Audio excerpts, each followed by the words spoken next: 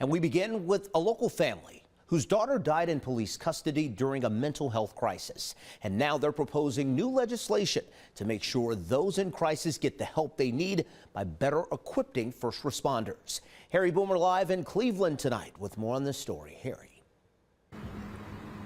Well, Chris, what is being called Tanisha's Law was just introduced in Cleveland City Council this week.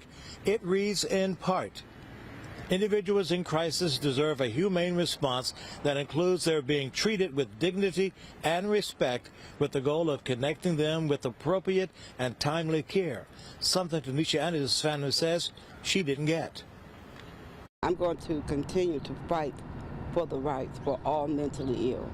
Tanisha Anderson's family vowed to keep her memory and their fight for justice alive. She died in custody of the Cleveland police back in 2014. Records show Tanisha was slammed to the sidewalk and pressure was applied to her back while she was in handcuffs.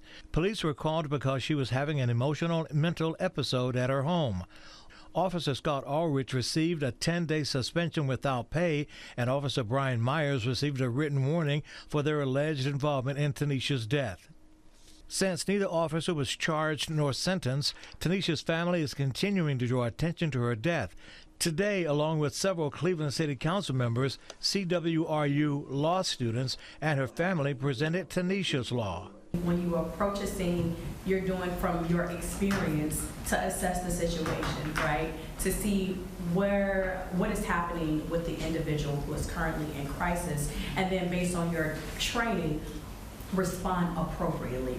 While not admitting guilt in a civil suit, the city did award Tanisha's family $2.25 million for her death.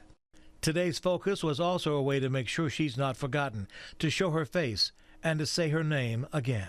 We're talking about behavioral health specialists responding to some of our most vulnerable community members. And so, we are trying to thread that spectrum of responses, and that's exactly why we needed to move to a more legislative model.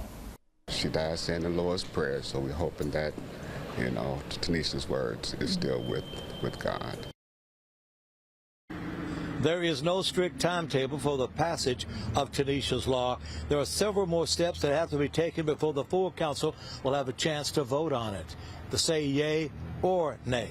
Outside the CWRU School of Law, I'm Harry Boomer, 19 News. Now